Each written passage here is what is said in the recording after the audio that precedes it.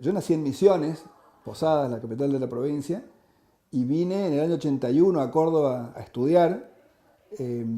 Vine, claro, con una idea un poco extraña porque yo venía con la idea de estudiar filosofía y letras. Recién cuando llegué acá me encontré con que filosofía era una carrera y letras era otra, ¿no? Yo tenía idea de estudiar filosofía y letras porque había leído ciertas novelas donde había gente de filosofía y letras que me parecía que era muy copada y qué sé yo. Y bueno, me encontré con esa opción. Yo vengo de una familia de clase media, digamos. Mi viejo era profe de matemática, mi vieja era ama de casa, yo tenía más que nada interés por la literatura, por la música, por la poesía, digamos. En esa época tenía una banda de rock en Misiones y a través del rock había descubierto la poesía por un lado, la literatura y también la política. O sea, eran esas dos cosas como que iban juntas en mi interés, digamos. Así que cuando vine a Córdoba a estudiar, empecé en el año 81, fines del 81, empecé la carrera de letras y también la militancia política. O sea, las dos cosas iban juntos. Y fue la militancia política, digamos, en esos primeros años de mi carrera y fines de la dictadura, lo que me fue acercando al interés por la sociología. O sea, a través de la militancia empecé a leer cierta literatura sociológica, principalmente del palo marxiano, digamos. Empecé a leer a Marx, empecé a leer a Althusser, empecé a leer también ciertos pensadores de la tradición peronista que si bien no son sociólogos, aportan a una lectura social de la literatura, digamos. Entonces empecé a leer a Jauretche, a Hernández Arregui, pero más por cuestiones de militancia que de estudio, ¿cierto? Pero en el camino, viste que pasa eso, que uno va estudiando y las experiencias vitales que tienen que ver con distintas cosas, entre ellas la militancia, te va afectando la relación que tenés con los estudios. Así que a medida que avanzaba en la carrera, cada vez me iba interesando más por el aspecto social y la mirada sociológica de lo literario, que además era un momento muy crítico porque durante la dictadura militar, todas las materias y todos los autores que podían aportar a una mirada social sobre la literatura habían sido prohibidos. Entonces había tradiciones intelectuales enteras que estaban borradas. Entonces, bueno, el interés también tenía que ver con eso de ir cubriendo y acercándose a cosas que la facultad negaba, digamos. Así que por ahí se fue abriendo mi interés. De todos modos, yo completé los estudios de letra y tampoco había opción de estudiar sociología acá porque no había carrera. En ese momento tampoco había posgrados, digamos. Era muy dificultoso el tema de las becas. Así que en realidad yo empecé un acercamiento más sistemático a la mirada sociológica sobre el literario después que terminé la carrera de letras, que fue la que yo hice, y fue particularmente en ocasión de empezar la maestría en sociosemiótica. Entonces ahí había una zona de cruces y entre digamos, los cursos y seminarios que tuvimos, los que más me atraparon y me interesaron fueron los que tenían que ver específicamente con la mirada sociológica, ¿no? Ahí empecé a leer más sistemáticamente a autores que son después los que me fueron marcando el rumbo, caso de Williams, caso de Bourdieu, caso de Goffman, qué sé yo. Pero fueron lecturas tardías, o sea, en la formación de posgrado, más que en la de grado. A ver, yo empecé la maestría en sociosemiótica, déjame que me acuerde bien, pero por el 92, por ahí, 92, 93, me recibí, creo que terminé la tesis a fines de los 90, 99, 2000, por ahí. No me acuerdo exactamente la fecha, pero fue por ahí, sí.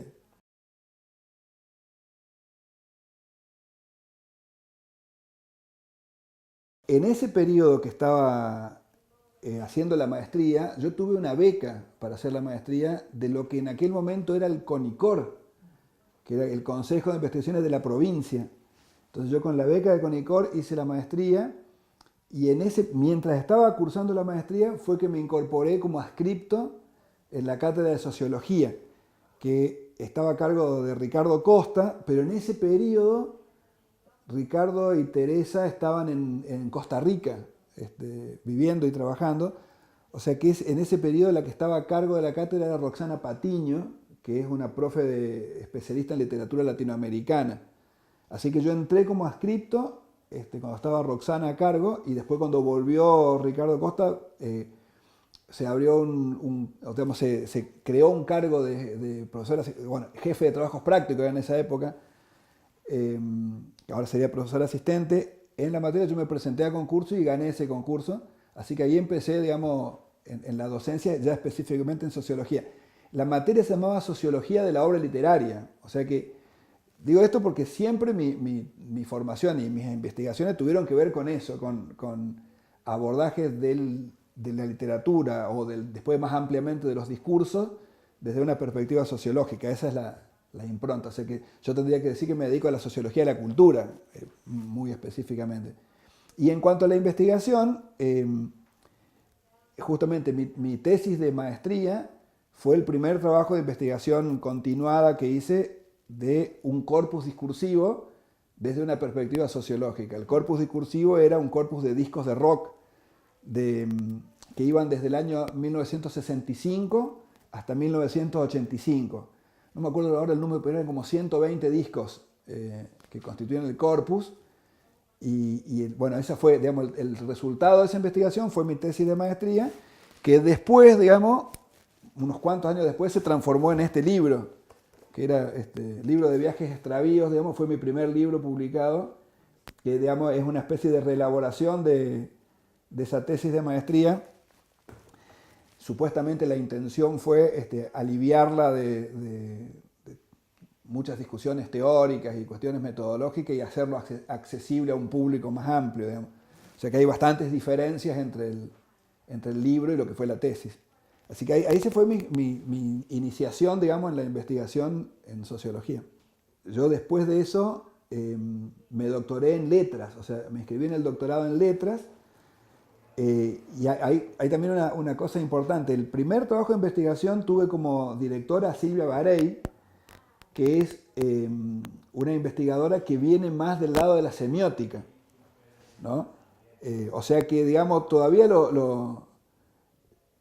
si bien había un peso, digamos, en un enfoque sociológico, también era muy fuerte la intención de hacer una lectura en clave semiótica. Pero después, cuando presenté el proyecto de doctorado en letras, ahí, digamos, como que la cosa se profundizó, porque ahí mi director de tesis fue Ricardo Costa, pero la codirectora fue Teresa Moseico, o sea que había un sociólogo y una semióloga en la dirección del trabajo, o sea que ahí como que se profundizó esa impronta de tratar de articular, digamos, conceptualmente aportes de la sociología y de la tradición de los estudios del discurso de base semiótica. Pero el doctorado fue en letras, se inscribió como doctorado en letras, y ahí, digamos, el resultado final de ese fue un trabajo sobre un corpus de discos de folclore ahora. O sea, pasé de los estudios sobre rock a los estudios sobre folclore. Y bueno, y el resultado fue este otro libro que salió unos años después, que se llama Variaciones sobre el Ser Nacional, que también fue un poco, digamos, el proceso parecido, ¿no? de la tesis, que era una cosa enorme, voluminosa. Eliminé un montón de partes que tenían que ver, esas cosas en las tesis que uno escribe pensando en el tribunal, ¿no? Que no te vayan a decir que te falta esto, te falta lo otro, y que después para un lector no tribunalicio, digamos, son cosas muy, muy pesadas de leer, digamos. Así que se redujo notoriamente y quedó este libro.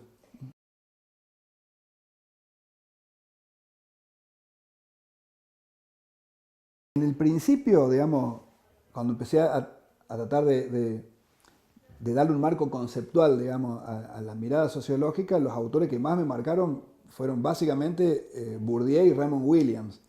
La tradición de estudios culturales, por un lado, pero particularmente en la mirada de Raymond Williams, porque en los estudios culturales hay muchas cosas, y a mí siempre Williams me pareció un tipo que proponía herramientas analíticas muy interesantes, y que, a pesar de que por ahí se lo acusa, me parece que medio livianamente, se lo acusa a Williams de culturalista, me parece que nunca renunció a una perspectiva materialista en el estudio de la cultura, y eso a mí siempre me resultó una base muy importante, digamos.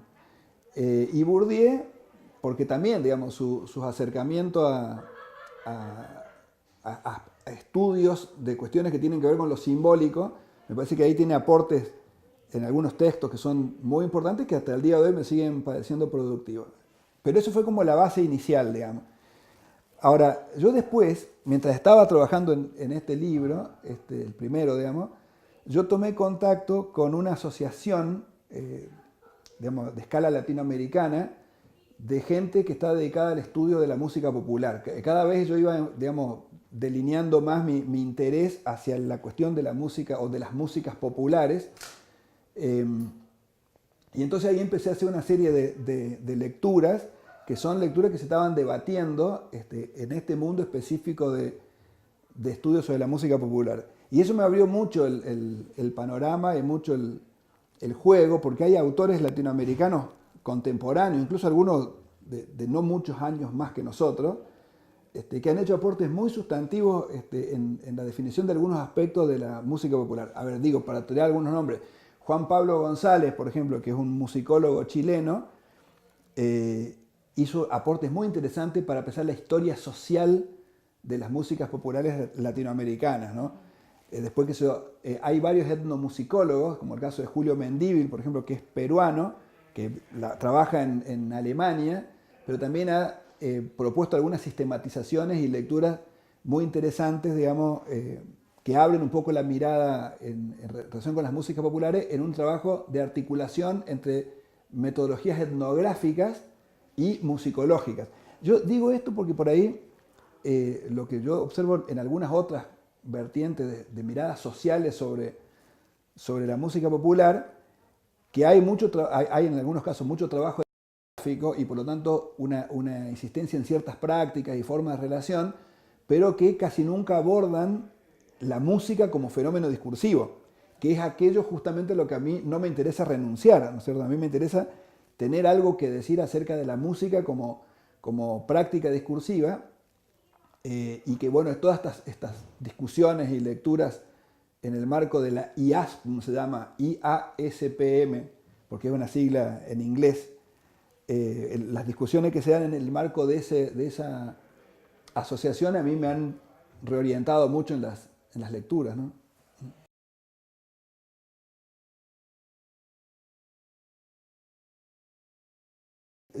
Primero yo integré como participante, digamos, los equipos de investigación que dirigían Ricardo Costa y Teresa Mosesco.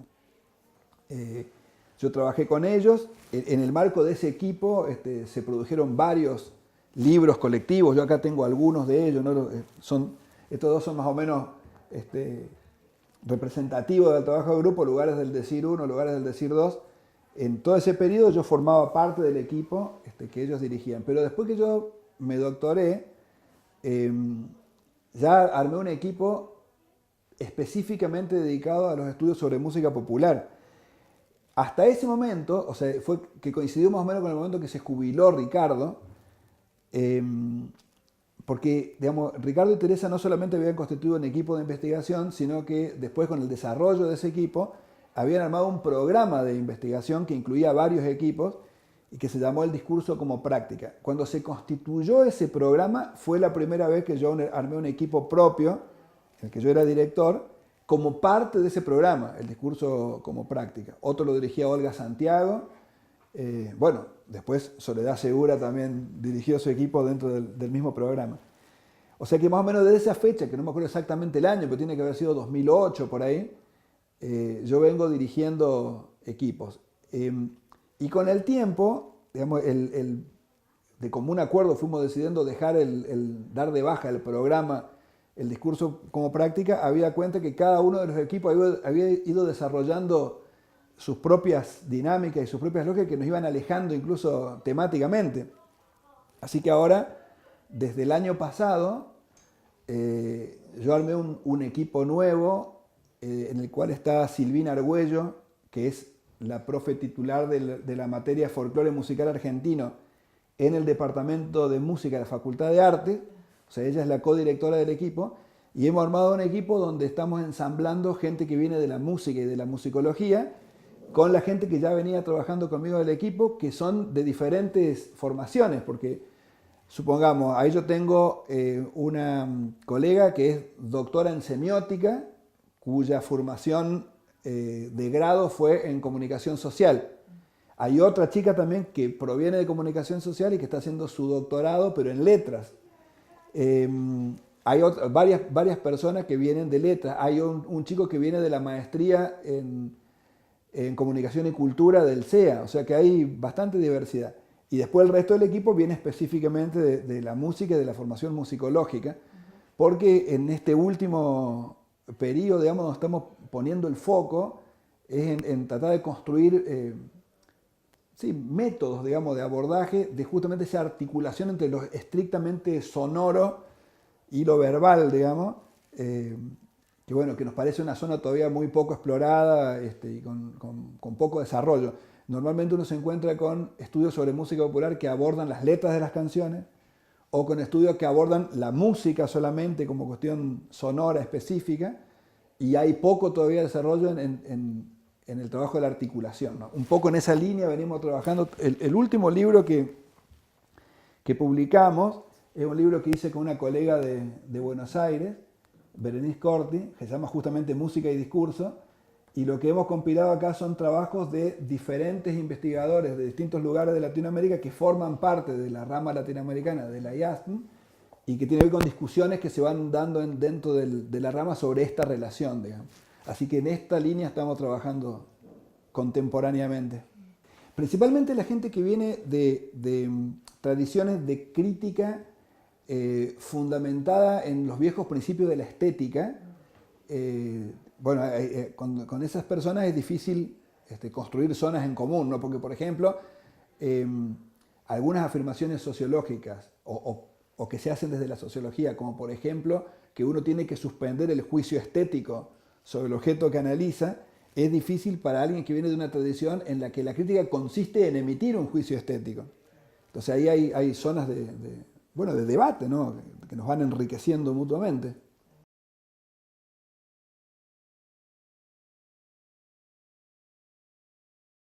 Ahí yo diría que hay que diferenciar, ¿no? Por un lado, el centro de investigaciones tiene un área de ciencias sociales, donde hay varios equipos que vienen de la tradición sociológica, ¿no es cierto? Está el equipo de Alicia Gutiérrez, que es del área de ciencias sociales, está el equipo de Elisa Crañolino, que es del área de educación, pero que también trabaja en esa orientación.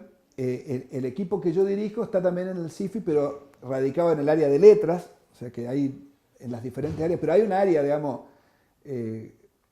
donde centralmente se orientan los proyectos que tienen que ver o bien con la sociología o bien con la antropología o algunas otras disciplinas emparentadas, digamos. Ahora, pensar el panorama de la facultad es distinto porque me parece que la facultad de filosofía, si uno considera las carreras, ¿no? Historia, filosofía, letras, ciencia de educación, las carreras más importantes, me parece que en esas carreras la sociología no tiene una importancia muy, o no tiene un lugar muy preponderante. Digamos. Me parece que hay otras tradiciones humanísticas que tienen más peso en las distintas carreras. De hecho, por ejemplo, en letras, la única materia que tiene alguna vinculación con lo sociológico es la que dicto yo, que es Sociología del Discurso. Después hay toda una línea de estudios críticos del discurso, pero donde se acentúan más bien otras miradas que arraigan más bien la tradición de la semiótica, de la hermenéutica o algunas otras. O sea que y hay otras carreras que no conozco bien en cuanto a sus planes de estudio y demás, pero en principio me parece que no es una disciplina que tenga demasiado peso, digamos, dentro de la facultad.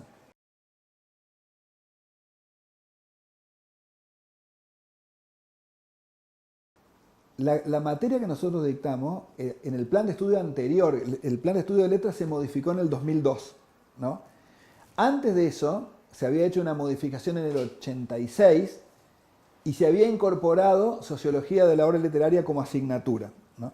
Pero hasta ese momento, en ese plan del 86, era una materia que no era obligatoria para la mayoría de los estudiantes, sino que estaba dentro de una orientación, que era una orientación metodológica, y solamente los estudiantes de esa orientación la cursaban. Con lo cual nosotros teníamos un promedio de entre 25 y 30 estudiantes.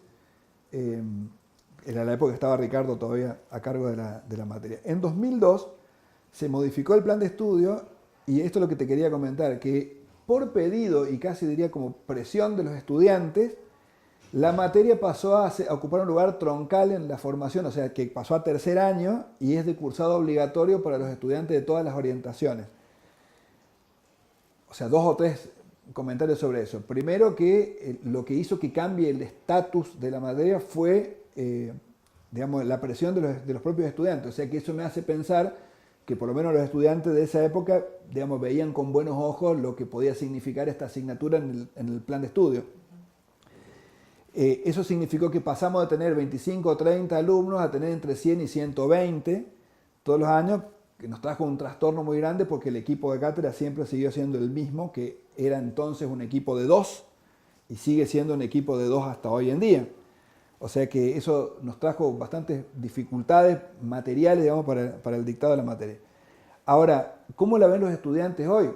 Nosotros tenemos muchos estudiantes, siempre tenemos grupos de 3, 4, 5 estudiantes que se inscriben en la cátedra como ayudantes alumnos, después como adscriptos, y en el equipo de investigación siempre tenemos estudiantes, o sea, en este momento, por ejemplo, hay 4 estudiantes de letras que están haciendo sus TFL en el marco del equipo, o sea que algún interés genera, digamos, comparativamente con las otras miradas y orientaciones de la carrera, no lo puedo cuantificar, pero por lo menos me parece que algún interés genera entre los estudiantes. Bueno, en letras empezó con el plan 86. No es que era optativo, sino que solo era obligatoria para algún grupo de estudiantes, ¿no? Y yo creo que en Filo fue también por la misma época, porque pensando en la trayectoria de Ricardo Costa, él había sido, antes de la dictadura, profe en la carrera de Historia, dictaba Antropología. Y él se fue, digamos, porque Teresa Mosaico, su compañera, fue cesanteada, así que ellos se fueron de la Argentina durante la dictadura, y cuando volvieron fue cuando se creó la carrera, la asignatura Sociología de la Obra Literaria en Letras, y si yo no recuerdo mal, por el mismo tiempo se creó también la asignatura Sociología en Filo, porque fue el mismo profe Ricardo Acosta el que se hizo cargo de las 2 cátedras, de la de Filo y de la de Letras. O sea que tiene que haber sido por ese periodo. No creo que durante la dictadura se haya mantenido, digamos, porque bueno, hubo una persecución muy grande contra la sociología en esos años. Yo el tema de la necesidad de la incorporación del enfoque sociológico en los estudios literarios, eso recuerdo perfectamente las discusiones porque yo como estudiante en esa época, yo formé parte de la comisión que elaboró el plan de estudio que iba a reemplazar al de la dictadura. Y nosotros como estudiantes, lo que nosotros sosteníamos era que lo que la dictadura había hecho con el plan de estudio de letras era quitarle todo andamiaje teórico que permitiera, digamos, un trabajo crítico sobre la literatura, ¿no? Entonces se habían eliminado tradiciones intelectuales enteras, no se estudiaba el estructuralismo en letras, ni hablemos del postestructuralismo. Por supuesto, no se estudiaba ninguna forma de sociocrítica que tuviera raíces marxianas y la sociología, perdón, sí, la sociología de la literatura que más se desarrolló, digamos, principalmente en la tradición es de origen marxiano. Los principales aportes para ese lado, Lucien Goldman, Macheret y demás, todos vienen de esa línea. Entonces todo eso estaba prohibido. Entonces nosotros cuando se discutió el plan de estudio insistimos muchísimo, por supuesto no éramos solo los estudiantes, había muchos profesores que apoyaban esa idea, si no, no se hubiera logrado incorporar la materia, ¿no? Y fue un momento, como decía, una época, una cuestión de discusión de ese momento, pero que después, digamos, me parece que nunca hubo, por lo menos yo nunca percibí que haya habido un movimiento en contrario en los años posteriores. Nunca escuché a nadie que diga que esto habría que sacarlo del plan de estudio, digamos. Me parece que más bien lo contrario, se fue consolidando.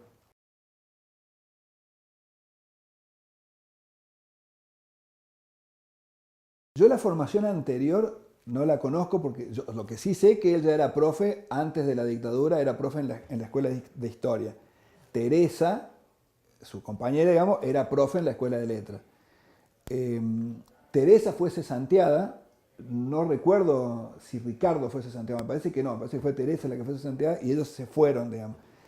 Y yo sé que él completó su formación, digamos, sociológica en Francia, tomando algunos cursos incluso con Bourdieu, de modo que cuando ellos vuelven del exilio y Ricardo se hace cargo de las cátedras de sociología, la impronta de Bourdieu era muy fuerte. A mí me parece que fue uno de los tipos que más contribuyó a difundir la obra de Bourdieu en Córdoba, por lo menos. Después, bueno, Alicia retomó digamos, tomó esa línea y hoy creo yo que es una de las principales expertas de Bourdieu, creo que en la Argentina. Bueno, a ver, no sé, el caso de Alicia es posible. En el caso de mi asignatura en letras, se ha ido modificando un poco eso. Hoy, digamos, Bourdieu siempre sigue siendo una unidad del programa, pero ya no es el centro de la asignatura como era en la época de Ricardo, ¿no? Hemos ido incorporando otro. Bueno, el caso particular del programa actual, por ejemplo, hay una fuerte recuperación de los clásicos, digamos, de la sociología, básicamente Marx y Weber.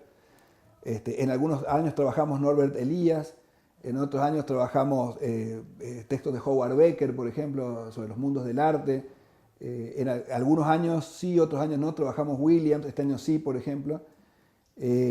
Habitualmente siempre incorporamos una unidad sobre Foucault, porque para los estudios del discurso, digamos, los aportes acerca de las relaciones entre discursividad social y poder y demás en Foucault son muy importantes para los estudios del discurso. Por eso digo que depende también en qué lugar esté la cátedra. Y por ejemplo, este año nosotros hemos incorporado una unidad que trabaja el eje de la subalternidad en tres aspectos, digamos, la subalternidad de género, la subalternidad de raza y la subalternidad en tanto colonialidad. Entonces ahí incorporamos una serie de autores que no tienen que ver con la tradición burdiana, digamos, sino con otras tradiciones intelectuales, el caso de Silvia Federici, Rita Segato, Boaventura de Sousa Santos, o sea que es más variada un poco la mirada que lo que era cuando estaba Ricardo, que era más centrada en Bourdieu.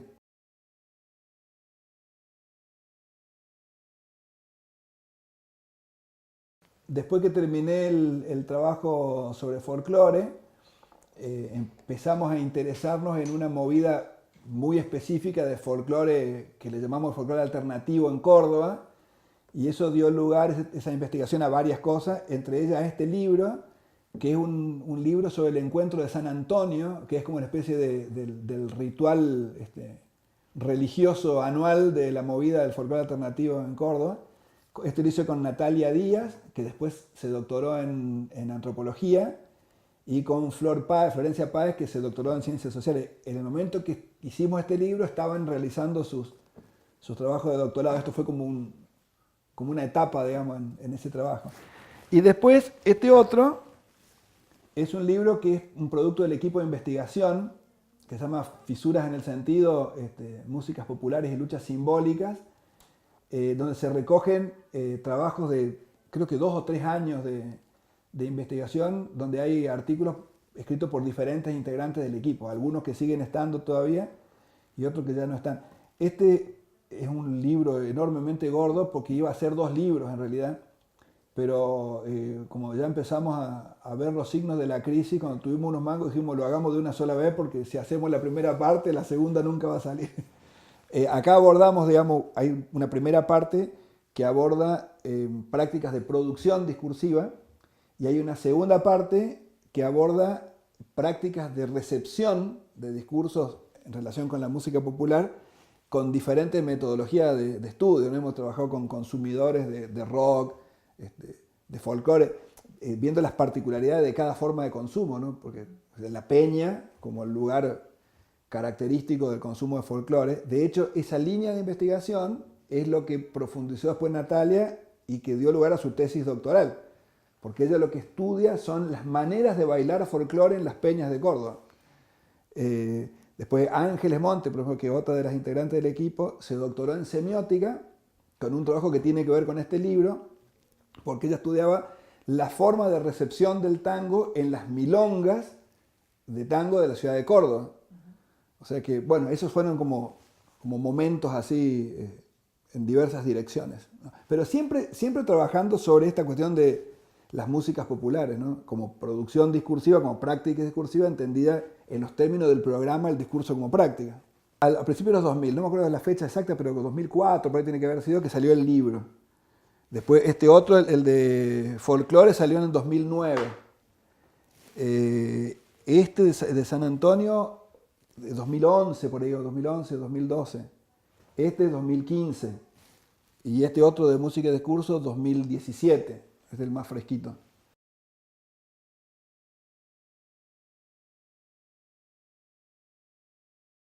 Si yo hubiera tenido la oportunidad, hubiera estudiado sociología. No la tuve, así que me parece que quienes tienen inclinación por esta clase de estudio hay que aprovechar que haya una carrera de grado y seguramente eso va a hacer que el campo mismo de los estudios sociológicos se pueda desarrollar, se pueda hacer un campo mucho más nutrido, con mucho más gente interesada. Me parece que la creación de la carrera de sociología es algo que la Universidad de Córdoba hace mucho tiempo estaba necesitando y bueno, afortunadamente se ha logrado ahora. Así que al que le interese esto hay que estudiar sociología.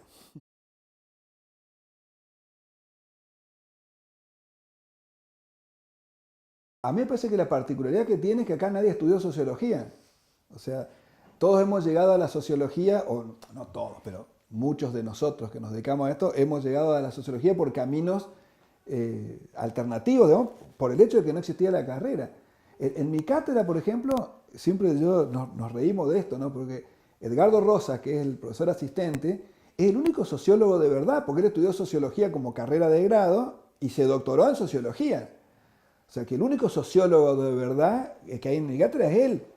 Los demás hacemos práctica ilegal de la sociología. Enriquecedor creo que sí, porque el hecho de haber hecho tantos recorridos distintos hace que sea un campo muy rico, digamos. De todos modos, ¿viste? Me parece que es una característica. Así es como fue. No sé si es bueno o si es malo. Es así como fue. No nos olvidemos una cosa. Bourdieu no estudió sociología. Bourdieu estudió filosofía, digamos, de grado. No había carrera de sociología en esa época en Francia, o sea que tampoco es para rasgarse las vestiduras. A mí me parece, siempre lo digo en clase, la sociología sigue siendo una disciplina poco desarrollada, digamos, con poca historia. Llevamos un siglo y chirolas, digamos, de desarrollo de la sociología que pretende ser científica. O sea que no hay que ponerse loco, o sea, las cosas son como son. Ahora, yo realmente creo que el dato positivo es que ahora hay una carrera. Y me parece que eso va a hacer que el campo de los estudios en sociología en Córdoba se potencie. De acá a 5 o 6 años va a haber un montón de egresados de grado con formación sociológica específica que, bueno, van a ir reemplazando a toda esta camada de investigadores que, bueno, de a poco nos vamos a ir jubilando, digamos, pero yo creo que el campo se va a enriquecer, ¿no? No me parece que sea menos rico porque hay una carrera de sociología. Al contrario, me parece que es un buen dato que sí la haya.